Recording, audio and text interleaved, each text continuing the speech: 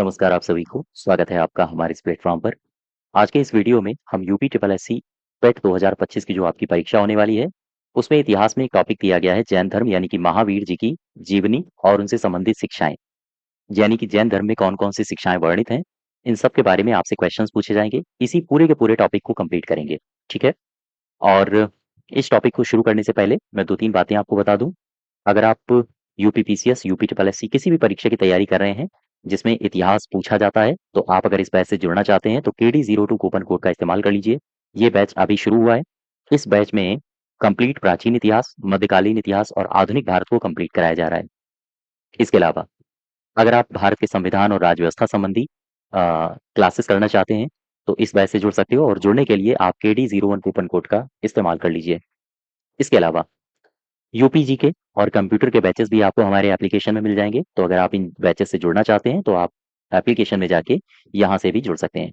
तो ख़ैर ये सारे के सारे बैचेस हैं और इन बैचेस से जुड़ने के लिए आप कूपन कोड का इस्तेमाल ज़रूर कर लीजिएगा, ताकि आपके जो प्राइस हैं, वो कम हो जाएँ। ठीक है? चलिए शुरुआत करते हैं। जैन धर्म में महावीर की जीवनी और उनकी शिक्षाओं से संबंधित एमसीक्यूज़। क्वेश्चन नंबर पहला देखो, ये जैन धर्म से संबंधित है। कह रहा है कि जैन धर्म के संस्थापक कौन हैं? आर्य सुधर्मा हैं, महावीर स्वामी हैं, पार्श्वनाथ हैं या फिर ऋषभदेव। सही उत्तर हो जाएगा इसका डिफॉल्ट डॉग यानी कि ऋषभदेव। अब यहाँ पर आओ, ऋषभदेव के संबंध में कुछ बातें हैं जो आपको पता होनी चाहिए। यहाँ से सवाल आपसे पूछे जा सकते हैं। सबसे पहले मुझे बताओ, जैन धर्म के अगर आपसे पूछे वास्तविक संस्थापक तो हो जाएंगे महावीर, लेकिन अगर आपसे पूछ ले कि मूल संस्थापक कौन है, तो आंसर होगा ऋषभदेव। ठीक है। अच्छा, अगर हम बात महावीर जी की करें, महावीर तो ये 24वें तीर्थंकर थे। 24वें तीर्थंकर। यहाँ पर आप जब ऋषभदेव को पढ़ते हो, तो इनका प्रतीक आपसे पूछा जाता है। प्रतीक है वृषभ, याद रखिएगा। इनका प्रतीक वृक्ष भी पूछा जा सकता है। प्रतीक वृक्ष याद रखिएगा न्यगोध है। ठीक है।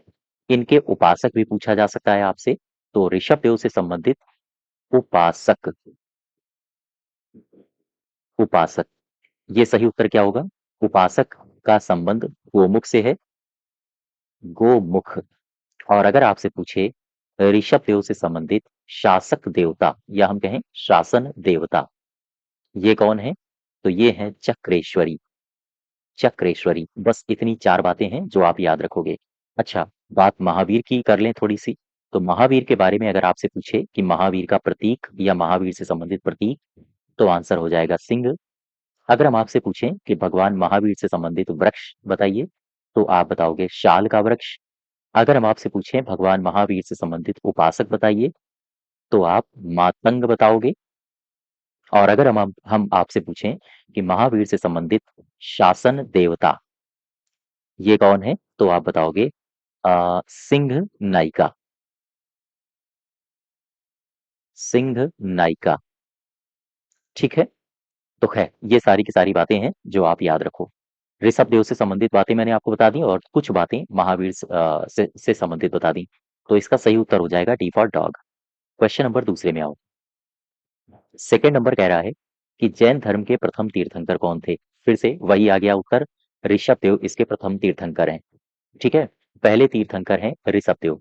अच्छा, ये शब्द आ रहा है बार बार जैन, इसका अर्थ क्या होता है? देखो, जैन का अर्थ क्या होता है पता है आपको? जैन का अर्थ मुझे बताओ। देखो, एक सीधा सा इसका अर्थ समझ लो, किसी जिन का अनुगामी होना। इसका आशय होता है, या हम कहें इसका अर्थ होता है किसी जिन, किसी जिन का अनुगामी होना। अनुगामी होना। अब सवाल ये है कि ये शब्द लिखा है जिन, इसका अर्थ क्या होता है? तो जिन का अर्थ होता है विजेता, अर्थात किसी विजेता का अनुगामी होना जैन है। तो खैर क्वेश्चन नंबर दूसरे का सही उत्तर हो जाएगा बी फॉर बॉय। अब आ जाओ तीसरे में। तीसरा कह रहा है कि जैन तीर्थंकर पार्श्वनाथ ये स्थान दिए हैं, इनमें से किस स्थान से संबंधित हैं? ये संबंधित हैं वाराणसी से। अगर हम बात पार्श्वनाथ की करें, तो पार्श्वनाथ के संबंध में 2-3 बातें आप याद रखो।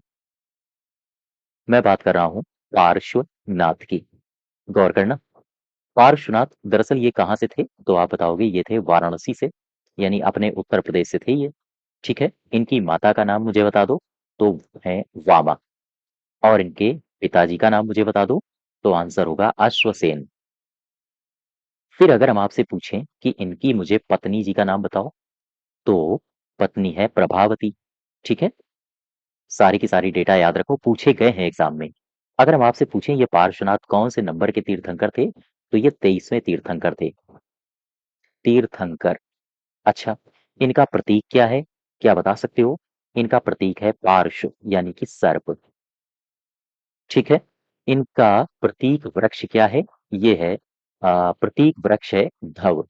इनका उपासक किससे संबंधित है? तो आप बताओगे ये है पार्श्व।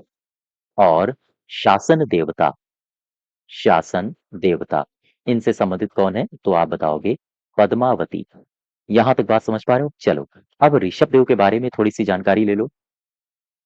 ऋषभ देव, ऋषभ देव, अगर मैं आपसे पूछूं कि इनका जन्म कहाँ हुआ था, तो इनका भी जन्म हुआ था अपने उत्तर प्रदेश में अयोध्या में।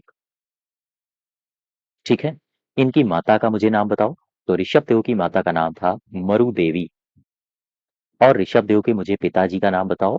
तो आप बताओगे पिता थे कौशल नरेश, कौशल नरेश नभी। याद रखिएगा। अच्छा, ऋषभ देव को अन्य कई नामों से जाना जाता है। ये अन्य नाम क्या है इनके? अन्य नाम, तो याद रखो इनके दो नाम हैं। अन्य दो नाम, एक तो इन्हें आदि नाम आदिनाथ कहा जाता था, और दूसरा इन्हें कहा जाता था केसरिया नाथ। केसरिया नाथ, ये दोनों ही नाम आप याद रखोगे। वापस आ जाओ अपने क्वेश्चन में। पार्श्वनाथ कहाँ से थे? आप बताओगे वाराणसी से। क्वेश्चन नंबर चौथे में आ जाओ। फोर्थ नंबर क्या कह रहा है? क्वेश्चन नंबर चौथा कह रहा है कि सूची एक और सूची दो को मिलाइए। एक तरफ तीर्थंकर दिए हैं और दूसरी तरफ उनकी प्रतिमा लक्षण दिए हैं। आदिनाथ, इनका संबंध है वृषभ से, तो ए का हो जाएगा बिल्कुल ठीक सामने वाले। मल्लिनाथ, इनका संबंध किससे है? जल कलश से। पार्श्वनाथ का संबंध है सर्प से, और संभवनाथ का संबंध है अश्व से। ठीक है, तो इस प्रकार से अब आप मैच करा लेना। अच्छा, यहां से मैं दो तीन बातें अब आपको बताता हूँ। ये जितने भी तीर्थंकर दिए हैं, इनके वृक्ष भी बता दो, इनके प्रतीक वृक्ष क्या है? जैसे अगर हम आपसे पूछें कि आदिनाथ, आदिनाथ यानी कि ऋषभ, प्रतीक क्या है? प्रतीक तो मैंने आपको वृषभ बता दिया। अच्छा, इनका प्रतीक वृक्ष क्या है? वृक्ष, तो मुझे बताओ आदिनाथ से संबंधित वृक्ष। आप बताओगे न्यगोध। अच्छा, अगर मैं आपसे मल्लिनाथ के बारे में पूछूं, मल्लिनाथ का वैसे प्रतीक क्या है? तो आपने बताया जल कलश, लेकिन प्रतीक वृक्ष क्या है? ये है अशोक। अशोक। वहीं अगर हम आपसे पार्श्वनाथ के बारे में पूछूं, तो इनका प्रतीक है सर्प, और प्रतीक वृक्ष क्या है? ये है धव। इसके अलावा ये है संभवनाथ। प्रतीक क्या है इनका? प्रतीक आपने बताया अश्व, और वृक्ष, वृक्ष है शाल। ठीक है, चलो वापस आ जाओ। ये तीन बातें आपको हर हाल में याद रखनी है। क्वेश्चन नंबर 5 में देखो, कह रहा है कि तीर्थंकर और उनके संज्ञान बताइए भाई। पार्श्वनाथ का तो सर्प है, पार्श्वनाथ का हो जाएगा सर्प, और ऊपर क्या दिए हैं? आदिनाथ। आदिनाथ का क्या होगा? देखो, आदिनाथ का हो जाएगा वृषभ, इसके हो जाएंगे वृषभ, और महावीर का हो जाएगा सिंह। शांतिनाथ का क्या होगा? शांतिनाथ का होगा हिरण। ठीक है, अच्छा इनके वृक्ष भी मुझे बताओ, इनसे संबंधित वृक्ष कौन कौन से हैं? जैसे मैं बात कर रहा हूं पार्श्वनाथ की, तो अभी अभी मैंने बताया था इनका प्रतीक है सर्प, और सर्प, और वृक्ष क्या है? वृक्ष है धव। ठीक है, आदिनाथ का भी मैंने अभी आपको बताया था। आदिनाथ का क्या है? वृषभ है प्रतीक, और वृक्ष कौन सा है? न्यगोध। इसके अलावा महावीर, महावीर तो सबको पता होगा, सिंह इनका प्रतीक है, और वृक्ष है शाल। इसके अलावा शांतिनाथ, शांतिनाथ का प्रतीक है हिरण, और वृक्ष है नंदी। ठीक है, तो खैर शाल ये संभवनाथ का भी है, याद रखिएगा। तो यहां से अब आप मैच करा लेना। नेक्स्ट देखो क्वेश्चन नंबर 6, इसमें क्या कह रहा है? इसमें कह रहा है कि सुमेलित कौन सा नहीं है? तो ऋषभनाथ, इनका निर्वाण स्थल अष्टापद है क्या? वसुपूज्य निर्वाण स्थल समेत शिखर है। नेमि नाथ, इनका निर्वाण स्थल ऊर्जयंत है। महावीर निर्वाण स्थल पावापुरी है। बताइए, ये देखो पावापुरी भी सही है, वसु पूज्य का सम्मेद शिखर, और इस जस्ट वेट, नेमिनाथ का उर्जयंत और ऋषभ देव का अष्टापद। वसु पूज्य ये गलत हो जाएगा, कौन सा सही सुमेलित नहीं है, ये गलत हो जाएगा। अच्छा, अगर बात हम वसु पूज्य की करें तो देखो यहाँ से दो तीन बातें। मैं बात कर रहा हूं वसु पूज्य नाथ की, वसु पूज्य नाथ, गौर करना। ये कौन है तो आप बताओगे ये जैन के तीर्थंकर हैं। अगर हम आपसे पूछें कि कौन से नंबर के हैं तो ये 12वें नंबर के तीर्थंकर हैं, याद रखो। इनका निर्वाण स्थल मुझे बताओ, इनका निर्वाण स्थल, तो आप बताओगे इनका निर्वाण स्थल है चंपापुर। ठीक है। अच्छा चलो, इनका प्रतीक बता दो, इनका मुझे बता दो प्रतीक क्या है। तो इनका प्रतीक है भैंसा। फिर अगर हम आपसे पूछें कि इनका प्रतीक वृक्ष बता दो, आपने बताया तेंदु। इनका उपासक किससे संबंधित है, तो आप बताओगे कुमार। और अगर हम आपसे पूछें शासन देवता, बताइए इनसे संबंधित, तो आप बताओगे चंद। ठीक है। तो ये बातें हैं वसु पूज्य नाथ से संबंधित, याद रखो। क्वेश्चन नंबर 6 का सही उत्तर हो जाएगा बी फॉर बॉय। 7वें में आ जाओ, क्या कहता है। सूची दी हुई है, मिलान करिए सूची 1 और सूची 2 का। श्रावस्ती से संबंधित कौन है, काकंदी से संबंधित कौन है, अयोध्या से संबंधित तो ऋषभ देव है, पभोसा से पद्म प्रभु है, और यहाँ दिया है काकंदी। तो काकंदी से संबंधित कौन है, देखो श्रावस्ती से तो हो जाएंगे संभवनाथ, और काकंदी से हो जाएंगे सुविधिनाथ। ठीक है। सुविधिनाथ, और इनका एक और नाम है पुष्पदंत भी कहा जाता है, पुष्पदंत। तो ये दोनों ही नाम याद रखो। तो अब आप इनको मैच करा लेना। लेकिन यहाँ पर एक दिए हैं तीर्थंकर पद्म प्रभु, यहाँ से भी कुछ सवाल पूछे जाते हैं, तो जरा देख लो पद्म प्रभु के बारे में। पद्म प्रभु, गौर करना। मुझे बताओ ये कौन से नंबर के तीर्थंकर हैं, तो ये छठे तीर्थंकर हैं, 6th नंबर के छठे तीर्थंकर हैं। अच्छा, प्रतीक क्या बता सकते हो इनका, हाँ प्रतीक बता सकता हूँ। प्रतीक है कमल, पद्म यानी कि कमल। ठीक है, यानी कि पद्म। अब मुझे बताओ वृक्ष, तो क्या पता है इनका वृक्ष, प्रतीक वृक्ष ये है प्रियंगु, प्रियंगु। इसके अलावा उपासक, उपासक याद रखिएगा, ये है तुम्बरु, तुम्बरु। ठीक है। और वहीं पर अगर हम आपसे पूछें शासन देवता, इनसे संबंधित कौन है, तो आप बताओगे महाकाली, महाकाली। बस इतनी बातें हैं जो आप याद रखो। तो खैर अब आप इसको मैच करा लेना। क्वेश्चन नंबर 8वें में आ जाओ। 8वां क्या कह रहा है, निम्नलिखित तीर्थंकरों पर विचार कीजिए और उन्हें सही कालानुक्रम में सजाइए। सही कालानुक्रम में सजाने के लिए सबसे पहले आपको उठाना पड़ेगा अभिनंदन जी को। ठीक है, तो ये पहले हो गए। इसके बाद आएंगे पद्म प्रभु, यानी कि चौथा, ये आएंगे। इसके बाद आएंगे आ, विमल, यानी कि सेकेंड। इसके बाद फिर आएंगे थर्ड मुनि सुब्रत, ये आएंगे। तो इस प्रकार से 1 4 2 और 3, 1 4 2 और 3, ए पार्ट इसका सही हो जाएगा। 9th में देखो स्वामी महावीर, इनका जन्म स्थान कहाँ हुआ है, तो महावीर के बारे में आप सबको पता होगा, कुंडग्राम में ये पैदा हुए थे। अच्छा, मैं आपको लिए चलता हूँ महावीर जी के पास, स्वामी महावीर। ठीक है, आओ देखो, इनका जो जन्म हुआ था वो हुआ था कुंडग्राम, कुंडग्राम ये कहाँ है, ये है वैशाली के निकट, वैशाली के निकट, याद रखो।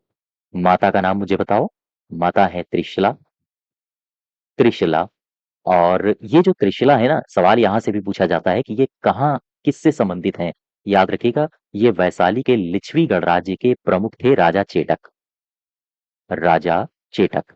अब अगर हम पूछें कि राजा चेटक कौन थे, तो ये वैशाली के, वैशाली के लिच्छवी, वैशाली के लिच्छवीगढ़ राज्य के प्रमुख थे। ठीक है, गढ़ राज्य के ये थे प्रमुख। अब ये जो राजा चेटक हैं, ये जो त्रिशला हैं, ये इनका राजा चेटक से क्या संबंध है, दरअसल ये आपस में भाई बहन थे, भाई बहन, यानी त्रिशला इनकी बहन थी और राजा चेटक इनके भाई थे। ठीक है, हाँ। अच्छा, अब मुझे बताओ महावीर जी के पिता, इनका नाम क्या था, इनका नाम था सिद्धार्थ, सिद्धार्थ, याद रखिएगा। और ये सिद्धार्थ कौन थे, तो ये थे ज्ञात्रक क्षत्रिय संघ के प्रधान, ज्ञात्रक कुल के क्षत्रिय संघ के प्रधान थे। संघ के ये थे प्रधान। और क्या मुझे बता सकते हो महावीर जी का जन्म कब हुआ? आमतौर पर पुस्तकों में 540 बीसी लिखा हुआ मिलता था, लेकिन कुछ नवीन शोधों से 599 बीसी में इनका जन्म बताया गया है। ठीक है, तो खैर वापस आ जाओ। आंसर हो जाएगा कुंडग्राम। क्वेश्चन नंबर 10वें में आओ। 10 क्या कह रहा है? कुंडलपुर जन्म स्थान। कुंडलपुर जन्म स्थान ये किसका है? ये हो जाएगा महावीर स्वामी का। 11th में देखो, 11 क्या कह रहा है? जैन धर्म के प्रवर्तक हैं महावीर जी। इनका मोक्ष कहाँ हुआ था? इनका मोक्ष हुआ था पावापुरी में। अच्छा, पावापुरी से संबंधित 3-4 बातें याद रखो। पावापुरी, गौर करना, ये जो पावा है, पावापुरी, ये क्या मुझे बता सकते हो ये कहाँ पे है? ये है बिहार में। बिहार, नालंदा, इसके आसपास का क्षेत्र है। अच्छा, चूंकि पावापुरी संबंधित है भगवान महावीर से, तो अगर महावीर से संबंधित है तो महावीर से संबंधित कुछ मुझे बातें बता दो। क्या इनकी शादी हो गई थी? हाँ, इनकी शादी हो चुकी थी, लेकिन कुछ विचारक कहते हैं कि नहीं हुई थी। लेकिन इनकी एक पत्नी भी थी, नाम है यशोदा। नाम है यशोदा। इनसे ये जो यशोदा थी, इनके बारे में भी पूछा जाता है, ये कहाँ से थी? तो याद रखिएगा, ये कौंडिन्य गोत्रीय बसंतपुर के राजा समरवीर की कन्या थी। राजा समरवीर। कुछ जगहों पर इनका नाम जित शत्रु भी मिलता है। जित शत्रु। तो ये राजा समरवीर कौन है? यशोदा जी के पिता हैं। ठीक है, पप्पा जी हैं। अच्छा, ये कहाँ से संबंधित हैं? ये संबंधित हैं कौंडिन्य गोत्रीय बसंतपुर के राजा थे। कौंडिन्य गोत्रीय बसंतपुर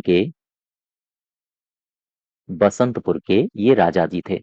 अच्छा, अब सवाल ये आता है कि अगर पत्नी है तो ये पति हैं, तो फिर इनकी जाहिर सी बात है कोई ना कोई संतान होगी। तो इनकी एक पुत्री थी, और ये जो पुत्री थी इनका नाम था प्रियदर्शना। प्रियदर्शना, याद रखिएगा, इन्हें अड़ोज्या भी कहा जाता है। अड़ोज्या। ठीक है, इसके अलावा ये जो प्रियदर्शना थी, इनका विवाह हुआ था जामाली से। जामाली, तो ये बंदा जो है जामाली, ये महावीर जी का दामाद भी था, और ये बंदा महावीर जी का भांजा भी था। यानी बहन का ये लड़का था, उसी से इन्होंने अपनी बेटी का विवाह कर दिया था। तो ये जामाली प्रियदर्शना का है पति, और महावीर जी का दामाद और भांजा दोनों है। तो खैर वापस आ जाओ। क्वेश्चन नंबर 11 का सही उत्तर हो जाएगा सी पार्ट। अब आ जाओ क्वेश्चन नंबर 12 में। 12 क्या कह रहा है? महावीर जैन की मृत्यु निम्नलिखित में से किस नगर में हुई थी? आ, किस नगर में हुई थी? आंसर हो जाएगा पावापुरी। ये सही होगा, सी पार्ट। ठीक है, पावापुरी। अच्छा, एक मैं सवाल आपसे पूछता हूँ महावीर से संबंधित, मुझे बताना, महावीर का सबसे ज्यादा प्रभाव किस पर था? बताओ। महावीर का महावीर का सर्वाधिक प्रभाव ये किस पर पड़ा था? याद रखिएगा, ये लिच्छवियों पर पड़ा था। महावीर का सर्वाधिक प्रभाव लिच्छवियों पर पड़ा था, और इसी वजह से जो वैशाली है उसे महावीर जननी कहा जाता है। इसीलिए वैशाली को महावीर जननी इस शब्द से पुकारा जाता है। याद रखिएगा। तो खैर वापस आओ जरा। क्वेश्चन नंबर 12 का सी फॉर कैट सही हो जाएगा। 13 में आओ। 13 में कह रहा है कि वर्तमान महावीर के संबंध में क्या सही नहीं है? इन्हें 24वां अंतिम तीर्थंकर माना जाता है। हाँ, बिल्कुल ठीक है। आगे कह रहा है इनकी माता लिच्छवी के राजा चेटक की बहन थी। हाँ, ये भी ठीक है। इन्होंने अपने जीवन काल में विवाह नहीं किया था। ये गलत हो जाएगा। इन्होंने विवाह किया था, और मैंने अभी आपको बताया था। विवाह किया किससे? देखो, महावीर हैं, और महावीर ने विवाह किससे किया है? यानी कि इनकी पत्नी कौन है? पत्नी है यशोदा। ठीक है, और इसके बाद इनसे एक पुत्री की भी प्राप्ति होती है। तो पुत्री का नाम है अड़ोज्या। अड़ोज्या, या फिर प्रियदर्शना। प्रियदर्शना, और इसके बाद प्रियदर्शना का भी विवाह होता है जामाली से। ठीक है, यहां तक बात समझ पाए? लेकिन एक परंपरा है, आप आगे पढ़ोगे, श्वेतांबर, जैन धर्म, श्वेतांबर और दिगंबर, दो शाखाओं में बट जाता है। और ये जो श्वेतांबर और दिगंबर शाखाएं हैं, दरअसल इनमें से जो ये दिगंबर शाखा है, ये मानती है कि महावीर जी का विवाह नहीं हुआ था। यानी कि इनकी मान्यता है कि महावीर अविवाहित थे, अविवाहित थे। ठीक है, वापस आ जाओ जरा अपने क्वेश्चन में। तेरे का सही उत्तर हो जाएगा सी पार्ट। चलो अब आगे बढ़ो, क्वेश्चन नंबर 14 में पहुंचो। कह रहा है कि तीर्थंकर शब्द, इसका मतलब क्या है? तीर्थंकर में दरअसल ये जो शब्द है तीर्थंकर, ये दो शब्दों से मिलकर बना है। मैंने लिखा तीर्थंकर। अब यहाँ पर देखो दो शब्द, एक तो लिखा है तीर्थ और दूसरा है कर। तीर्थ का मतलब क्या होता है? तीर्थ तीर्थ का मतलब होता है नियम अथवा उपनियम, उपनियम। और कर का सीधा सा तात्पर्य है कि करने वाला या फिर बनाने वाला। ठीक है, तो वापस आओ जरा। तीर्थंकर शब्द किससे संबंधित है? आंसर हो जाएगा जैनियों से। नेक्स्ट देखो क्वेश्चन नंबर 15। कह रहा है जैन तीर्थंकरों में अंतिम कौन से थे? तो अंतिम तो आप सबको पता होगा, ये थे महावीर स्वामी। क्वेश्चन नंबर 16 में आ जाओ। 16 में क्या कह रहा है? निम्नलिखित में से कौन सा एक जैन तीर्थंकर नहीं थे? तो पद्म प्रभु थे, नाथ मुनि ये नहीं थे, नेमिनाथ थे, संभवनाथ थे। अच्छा, नाथ मुनि ये तीर्थंकर नहीं थे, यहाँ पर लिखा है चंद्र प्रभु। इनसे संबंधित मैं दो तीन बातें अब आपको बताता हूँ। देखो, मैं बात कर रहा हूँ चंद्र प्रभु की। ठीक है, ये जैनियों के एक तीर्थंकर थे। इनमें मुझे चार बातें बता दो कि पद्म प्रभु से संबंधित प्रतीक मुझे बताओ, पद्म प्रभु से संबंधित वृक्ष मुझे बताओ, पद्म प्रभु से संबंधित उपासक मुझे बताओ, और पद्म प्रभु से संबंधित शासन देवता मुझे बताओ। बस ये चार बातें बताइए। सबसे पहले प्रतीक में आ जाओ। प्रतीक याद रखो, अर्धचंद्र, अर्धचंद्र। वहीं वृक्ष की बात करें तो नाग वृक्ष, नाग वृक्ष। उपासक से संबंधित विजय, और शासन देवता से संबंध भृकुटी, भृकुटी। ठीक है, ये चार पॉइंट्स याद रखो। वापस आ जाओ अपने क्वेश्चन में। 16 का नाथ मुनि सही हो जाएगा। 17 में आ जाओ। 17 क्या कह रहा है? कह रहा है प्रभास गिरी जिनका तीर्थ स्थल है वे हैं, प्रभास गिरी ये तीर्थ स्थल है जैनियों का। अच्छा, ये कहाँ है? ये है कौशाम्बी में, कौशाम्बी यानी कि अपना उत्तर प्रदेश। ठीक है, और ये संबंधित है, हाँ, जैनियों से। जैन धर्म में पूर्ण ज्ञान के लिए कौन सा शब्द प्रयुक्त होता है? पूर्ण ज्ञान के लिए प्रयुक्त होता है शब्द कैवल्य। अच्छा, अब जरा महावीर को कैवल्य की प्राप्ति कब हुई थी देख लो। बात हो रही है पूर्ण ज्ञान की, बात हो रही है कैवल्य की। कैवल्य का मतलब है पूर्ण ज्ञान। गौर करना, मैं बात कर रहा हूं महावीर की। तो 12 सालों की कठिन तपस्या के बाद महावीर, कैसे इनको कैवल्य की प्राप्ति हुई? 12 सालों की, 12 सालों की तपस्या इन्होंने की। इसके बाद क्या हुआ? इसके बाद हुआ ये कि गांव था जुम्भिक, जुम्भिक ग्राम था।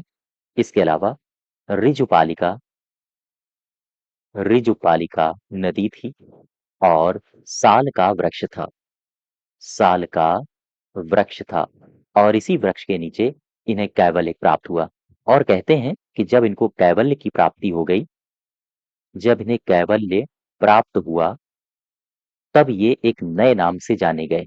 इन्हें कहा गया केवलिन, इन्हें केवलिन कहा गया। याद रखिएगा, केवलिन कहा गया। ठीक है, तो ये बातें हैं कुछ, याद रखो। क्वेश्चन नंबर 19 में आ जाओ। 19 क्या कह रहा है? महावीर स्वामी को किस नदी के तट पर ज्ञानोदय हुआ था? आंसर हो जाएगा ऋजुपालिका। ठीक, नेक्स्ट देखो 20। त्रिरत्न सिद्धांत, सम्यक धारणा, सम्यक चरित्र, सम्यक ज्ञान, ये जिस धर्म की महिमा है वो धर्म कौन सा है? वो है जैन धर्म। मैं बात कर रहा हूं त्रिरत्न सिद्धांत की। त्रिरत्न दरअसल जैन धर्म में कहते हैं कि जब मोक्ष प्राप्त करना हो तो आपको तीन आचरण, या हम कहें त्रिरत्नों को फॉलो करना पड़ता है। ये त्रिरत्न कौन से हैं? एक है सम्यक, याद रखो, एक तो है सम्यक धारण, सम्यक धारण यानी कि दर्शन, और दूसरा कौन सा है? दूसरा है सम्यक चरित्र, सम्यक चरित्र। और तीसरा है सम्यक ज्ञान। ठीक है, ये कब फायदेमंद होते हैं? जब आपको मोक्ष प्राप्त करना हो, अर्थात मोक्ष प्राप्ति के लिए ये आपको आचरण अपनाने होंगे। तो यहाँ हो जाएगा सी पार्ट। आगे पढ़ो जरा, क्वेश्चन नंबर 20 में आ जाओ। 21 में त्रिरत्न है, सटीक ज्ञान, सच्ची आस्था, सटीक क्रिया, किससे संबंधित है? आप बताओगे जैन धर्म से। फिर आगे बढ़ो जरा, क्वेश्चन नंबर 22। इसमें कह रहा है कि त्रिरत्न ये कौन मानता है? तो देखो, क्वेश्चन नंबर 22 गौर करना, यहाँ पर बात त्रिरत्न की हो रही है। तो जैन और बौद्ध दोनों मानते हैं। जैनियों का त्रिरत्न क्या है, बौद्धों का त्रिरत्न क्या है? देखो, त्रिरत्न, यहाँ पर दोनों ही धर्मों को आपको लेकर चलना होगा। बुद्ध धर्म यानी कि बौद्ध धर्म, बौद्ध धर्म में त्रिरत्न क्या है? और जैन धर्म, गौर करना, जैन धर्म, इसमें त्रिरत्न क्या है? तो बौद्ध धर्म में जो त्रिरत्न है वो है, एक बुद्ध, दूसरा है धम्म, तीसरा है संघ। ठीक है, अब यहां पर आओ जरा, जैन में त्रिरत्न क्या है? तो मैंने अभी आपको बताया था, सम्यक दर्शन, दूसरा है सम्यक ज्ञान, सम्यक ज्ञान, और तीसरा है सम्यक चरित्र। ठीक है, यहां तक बात समझ पाए? वापस आ जाओ। हाँ, क्वेश्चन नंबर 23 देखो, 23 नंबर, 23 में क्या कह रहा है? इसमें कह रहा है अणुव्रत सिद्धांत, इसका प्रतिपादन किसने किया? याद रखिएगा, अणुव्रत सिद्धांत का प्रतिपादन जैन धर्म में किया गया है। अच्छा, बात अणुव्रत सिद्धांत की हो रही है, 5 महाव्रत याद रखो, 5 महाव्रत, ये जैन धर्म में 5 महाव्रत हैं। ठीक है, ये कौन कौन से हैं 5 महाव्रत? आओ देखो, एक तो है सत्य, दूसरा है अहिंसा, सत्य अहिंसा, अस्तेय, अपरिग्रह, और है ब्रह्मचर्य। ठीक है, ये 5 हैं, 1 2 3 4 5, ये 5 है महाव्रत, इनको याद रखो। तो ये फिलॉसफी किसकी है? ये है जैन धर्म की। चलो, क्वेश्चन नंबर 24 में आओ, कह रहा है कि स्यादवाद का सिद्धांत ये किसका है? याद रखो, ये जैनियों का है। अब मुझे बताओ, स्यादवाद से संबंधित, स्यादवाद का संबंध है, तो आंसर फिर से हो जाएगा जैन। लेकिन स्यादवाद को, स्यादवाद को एक अन्य नाम से भी जाना जाता है। कौन सा नाम है? जस्ट वेट, अनेकांतवाद और स्यादवाद, इसका मैं नाम भूल रहा हूँ। जस्ट इसका, इसको कहते हैं सप्तभंगीय, सप्तभंगीनय। ठीक है, इस नाम से भी इसको जाना जाता है। तो खैर, ये नाम आपसे पूछा जाता है, इसलिए आप याद रखना। आगे देखो, क्वेश्चन नंबर 26 कह रहा है कि निम्नलिखित में से कौन से सिद्धांत हैं जो जैन धर्म से संबंधित हैं? अनेकांतवाद, सर्वास्तिवाद, शून्यवाद, स्याद्वाद। तो इसमें कौन सा सही होगा? क्वेश्चन नंबर 26, इसमें दरअसल ये जो शून्यवाद है और एक ये सर्वास्तिवाद लिखा है, ये बौद्ध से संबंधित है, याद रखिएगा। और अनेकांत और ये जो स्याद्वाद लिखा है, ये जैन से संबंधित है। तो 1 और 4 इसमें सही होना चाहिए, 1 और 4, ए पार्ट सही हो जाएगा। ठीक है, हाँ। अच्छा, जो स्यादवाद है उसे सप्तभंगीनय भी कहा जाता है, ये तो मैंने आपको बता ही दिया था। क्वेश्चन नंबर 27 में चलो जरा, इसमें कह रहा है कि जैन दर्शन के अनुसार सृष्टि की रचना एवं पालन पोषण सार्वभौमिक विधान से हुआ है, सार्वभौमिक सत्य से हुआ है, सार्वभौमिक आस्था से हुआ है, या फिर सार्वभौमिक आत्मा से हुआ है? याद रखो, जैन दर्शन के आधार पर सृष्टि की रचना और पालन पोषण ये सार्वभौमिक विधान के आधार पर हुआ है। एक बात समझो, जैन दर्शन कहता है कि समस्त विश्व दो नित्य, दो तत्वों से बना है। कौन कौन से? नित्य और स्वतंत्र तत्वों से बना है। और ये जो तत्व हैं, एक है जीव और दूसरा है आजीव। ऐसे समझो आप यहाँ पे, जैन दर्शन कहता है, जैन दर्शन ये कहता है कि जो समस्त विश्व है, पूरा का पूरा विश्व है, वो दो नित्य और स्वतंत्र तत्वों से बना है, दो तत्वों से बना है। अब सवाल ये है कि ये जो दो तत्व हैं ये कौन से हैं? इन दो तत्वों को याद रखो, एक है जीव और एक है आजीव।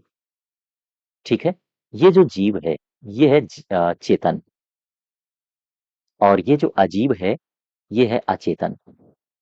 अचेतन यानी कि जड़। ठीक है, वापस आ जाओ अपने क्वेश्चन में। ए पार्ट इसका सही हो जाएगा। 28 में कह रहा है कि अनेकांतवाद निम्न में से किसका क्रोड सिद्धांत है? ये जैन धर्म का क्रोड सिद्धांत है। अनेकांतवाद, दरअसल ये इसमें तत्व शास्त्र संबंधी अवधारणा का वर्णन किया गया है। याद रखो, ये भी आपसे पूछा जाता है। बस एक ही लाइन है इसमें, तत्व शास्त्र संबंधी अवधारणा का वर्णन है। अवधारणा का इसमें वर्णन मिलता है। ठीक है, 29 में आ जाओ। 29, जैन धर्म के संबंध में निम्नलिखित कथनों पर विचार करो। जैन दर्शन दो मुख्य सिद्धांतों के इर्द गिर्द घूमता है, अर्थात अनेकांतवाद और स्याद्वाद। इसके अलावा जो दूसरा ऑप्शन है उसमें कह रहा है अनेकांतवाद के अनुसार प्रत्येक प्राणी में कई गुण होते हैं, वह स्थायी गुण जो किसी वस्तु की प्रकृति का निर्माण करता है गुण कहलाता है। क्वेश्चन नंबर 29 में सही उत्तर क्या होगा? एक मिनट, इसको फिर से पढ़ो जरा। जो जैन दर्शन है वो दो सिद्धांतों के इर्द गिर्द घूमता है, यानी अनेकांतवाद और स्याद्वाद। ये तो सही है। दूसरे में कह रहा है अनेकांतवाद के आधार पर प्रत्येक प्राणी में कई गुण होते हैं। हाँ ठीक है, हाँ ठीक है, सी पार्ट इसका सही हो जाएगा। ठीक है, अनेकांतवाद दरअसल जैन दर्शन में तत्व शास्त्र से संबंधित है, और स्याद्वाद ये जैन दर्शन के प्रमाण शास्त्र से संबंधित है। तो खैर, आगे बढ़ो जरा, 30 में आ जाओ। जैन दर्शन के आधार पर तत्व के लक्षण क्या हैं? तत्व के लक्षण, दरअसल जो तत्व है, तत्व के तीन कारक बताए गए हैं। ये तीन कारक कौन है? उत्पत्ति, क्षय और नित्यता, यानी कि सारे के सारे सही हो जाएंगे, डी पार्ट। क्वेश्चन नंबर 31, इसमें क्या कहा गया है? इसमें कह रहा है कि निम्नलिखित में से कौन सा धर्म है जो विश्व विनाशकारी प्रलय की अवधारणा में विश्वास नहीं करता है?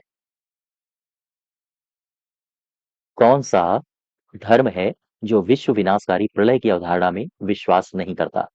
इसमें सही उत्तर हो जाएगा जैन धर्म। जैन धर्म, बी पार्ट। दरअसल इसमें ईश्वर की कल्पना नहीं की गई है। और एक बात समझो, ये जो जैन धर्म है ये धर्म मानता है कि जगत की सृष्टि नहीं की गई है, ये संसार नित्य है, शाश्वत है, इसमें किसी भी समय प्रलय नहीं होता है, ये कल्पना की गई है जैन धर्म में। तो आंसर हो जाएगा बी पार्ट। 32 देखो, जैन धर्म का आधारभूत बिंदु क्या है? जैन धर्म का तो इसमें आधारभूत बिंदु है वो है अहिंसा। हालांकि पंच महाव्रत मैंने अभी आपको बताए थे। कहाँ बताए थे? देखो, सत्य, अहिंसा, अस्तेय, ब्रह्मचर्य, अपरिग्रह। लेकिन इसमें जो आधारभूत है वो है अहिंसा, याद रखिएगा।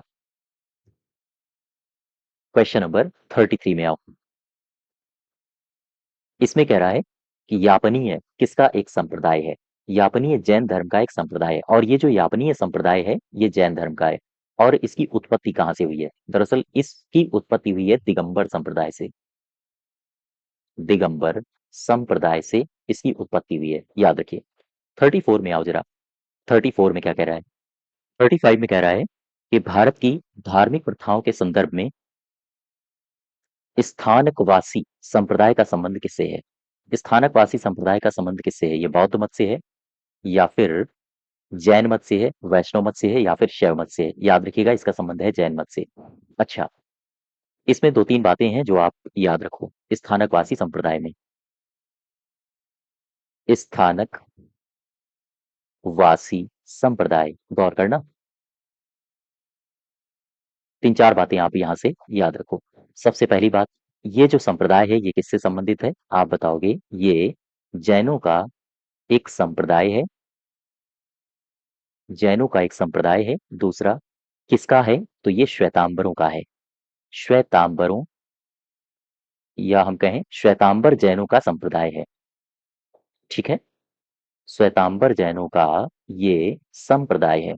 इसके अलावा क्या ये मूर्तियों की पूजा करते हैं? तो आप बताओगे नहीं, ये मूर्तियों की पूजा, ये मूर्तियों की पूजा नहीं करते। इसके अलावा ये वास्तव में एक सुधारवादी संप्रदाय है। जो एक संप्रदाय है, आपने नाम सुना होगा लोंका, तो ये लोंका का ही एक रूप है, अर्थात यह लोंका रूपी सुधारवादी संप्रदाय है।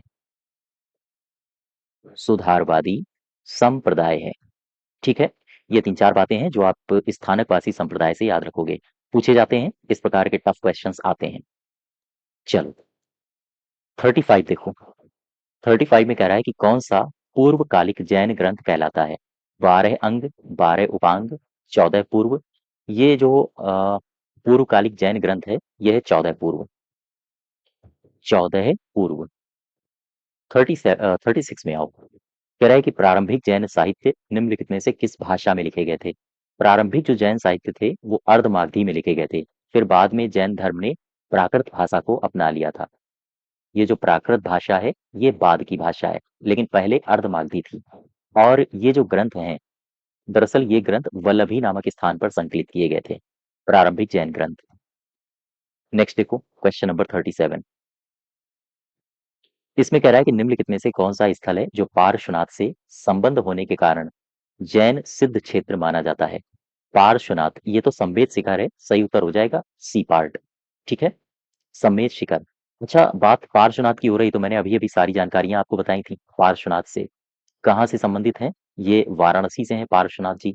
ठीक है, और ये पार्श्वनाथ जी 23वें हैं, 23rd तीर्थंकर हैं। पिता का नाम क्या है? पिता का नाम मैंने अश्वसेन बताया था। माता का नाम मैंने वामा बताया था। तो 38 में आओ जरा। निम्नलिखित में से कौन सा आरंभिक जैन साहित्य का भाग नहीं है? थेरी गाथा, आचारांग सूत्र, सूत्र कृतांग या बृहत कल्प सूत्र। अच्छा, यहाँ पर ये जो दिया है थेरी गाथा, ये जैन से संबंधित नहीं है, याद रखिए। ये बौद्ध साहित्य है, बौद्ध साहित्य है। ठीक है, तो सही उत्तर हो जाएगा ए फॉर एप्पल। 39 में आओ जरा। कह रहा है कि जैन संप्रदाय में प्रथम विभाजन के समय श्वेतांबर संप्रदाय के संस्थापक कौन थे? तो श्वेतांबर के जो संस्थापक थे वो थे स्थूलभद्र। ए पार्ट सही हो जाएगा। अच्छा, ये जो जैन संघ के संप्रदाय हैं, दो संप्रदायों में ये बटा था। एक तो है श्वेतांबर और दूसरा है दिगंबर। ठीक है, हाँ। क्वेश्चन नंबर 40 में आ जाओ। 40 क्या कह रहा है? 40 में कहा गया है कि भगवान महावीर का प्रथम शिष्य ये कौन था? महावीर का जो पहला शिष्य था वो था जामाली। ये कौन है? ये इनका है दामाद। और याद रखिएगा इनकी सिस्टर का लड़का था, यानी कि ये इनका भांजा भी था, जामाली। तो महावीर का यही प्रथम शिष्य था।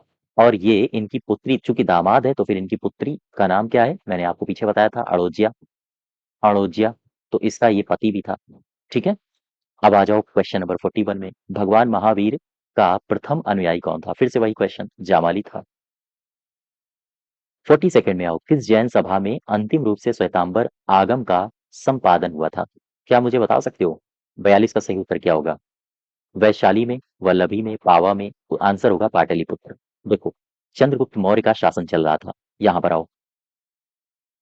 दरअसल चंद्रगुप्त मौर्य का शासन चल रहा था। ठीक, गौर करना जरा। ये जो शासन है, इन्हीं शासन या हम कहें इसी शासक के समय प्रथम जैन संगीति का आयोजन हुआ था। प्रथम जैन संगीत का आयोजन हुआ था। और आपसे स्थान पूछा जाता है, याद रखिएगा पाटलिपुत्र। पाटलिपुत्र। अब वापस आओ जरा क्वेश्चन नंबर 43 में। देखो कह रहा है कि किस स्थान पर प्रथम जैन संगीति परिषद का आयोजन हुआ था? अभी अभी मैंने बताया था पाटलिपुत्र। 44 में आ जाओ। 44 कह रहा है कि जैन साहित्य के संबंध में निम्नलिखित कथनों को पढ़िए और बताइए कि सटीक उत्तर कौन से हैं। कह रहा है कि श्वेतांबर धर्म सूत्र में 12 अंग शामिल हैं। तो पहला वाला तो सही है। श्वेतांबर परंपरा के अनुसार इन अंगों का संकलन वल्लभी में एक धर्म सभा में किया गया था। क्या इनका संकलन वल्लभी में किया गया था? याद रखो, श्वेतांबर मत के अनुसार प्रथम जैन संगीति पाटलिपुत्र में हुई थी। तो आंसर वल्लभी गलत हो जाएगा, सेकंड गलत है। एक सही है, दूसरा गलत है। इसका डी होगा, एक सही है, दूसरा गलत है। 45 देखो, 45 नंबर। कह रहा है कि निम्न कथन है, उनपे पढ़ो और सही उत्तर बताओ। महावीर, वर्धमान महावीर की माता लिच्छवी के मुख्य जो लिच्छवी नरेश था, चेटक की पुत्री नहीं थी, ये गलत है, ये बहन थी। मैंने आपको पीछे बताया हुआ है। ठीक, यहाँ पर देखो कि मैंने आपको शायद बताया है।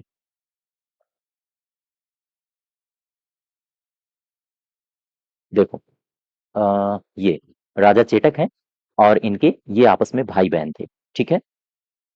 और यहाँ दूसरे में आओ, गौतम बुद्ध की माता कोली गणराज्य की राजकुमारी थी, ये भी सही है।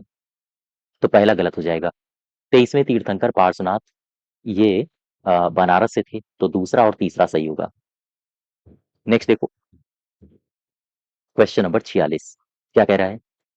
कह रहा है कि प्राचीन जैन धर्म से संबंध में निम्नलिखित कथनों में से कौन सा एक सही है? स्थूल बाहु के नेतृत्व में दक्षिण भारत में जैन धर्म का प्रचार प्रसार हुआ नहीं। दक्षिण भारत में जो जैन का प्रचार प्रसार हुआ था वो था भद्रबाहु के नेतृत्व में। भद्रबाहु और उनके शिष्यों के नेतृत्व में, तो पहला गलत है। पाटलिपुत्र में पुत्र में हुई परिषद के पश्चात जो जैन धर्म के लोग भद्रबाहु के नेतृत्व में रहे वो श्वेतांबर कहलाए नहीं। श्वेतांबर वो थे जो स्थूल भद्र या हम कहें स्थूल बाहु के नेतृत्व में थे, तो ये भी गलत हो जाएगा। प्रथम शतक ईसा पूर्व में जैन धर्म को कलिंग के राजा खारवेल का समर्थन प्राप्त था, हाँ ये ठीक है। बौद्धों के विपरीत जैन की प्रारंभिक अवस्था जैन धर्म के लोग चित्रों का पूजन करते थे, ये गलत हो जाएगा। ठीक है, क्वेश्चन नंबर 46 का हो जाएगा सी पार्ट। नेक्स्ट देखो, क्वेश्चन नंबर 47 इसमें क्या कह रहा है? 47 कह रहा है कि निम्नलिखित में से कौन सा कथन जैन सिद्धांत के अनुरूप है? कर्म को विनिष्ट करने का सुनिश्चित मार्ग तपस्या है। क्या ये सही है? हाँ ये ठीक है। इसके बाद आगे कह रहा है प्रत्येक वस्तु में चाहे वह सूक्ष्मतम कण हो आत्मा होती है, ये भी ठीक है। कर्म आत्मा का विनाशक है और आवश्यक और अवश्य इसका अंत करना चाहिए, ये भी ठीक है। यानी सी इसका आंसर हो जाएगा डी पार्ट, सारे के सारे सही हैं। नेक्स्ट देखो, क्वेश्चन नंबर 48 समाधि मरण किस दर्शन से संबंधित है? यहां पर ये शब्द आया समाधि मरण। देखो, मैं बात कर रहा हूं एक शब्द की जिसका नाम है समाधि मरण। याद रखिएगा, आप इसको समाधि मरण कहो या फिर आप इसको कहो संलेखना या फिर आप इसको एक और नाम दे दो संधारा। ये सारे के सारे जैनियों की परंपरा है। जब व्यक्ति को लगता है कि उसे शरीर त्याग देना चाहिए तो इन परंपराओं के माध्यम से वो शरीर को त्याग देता है।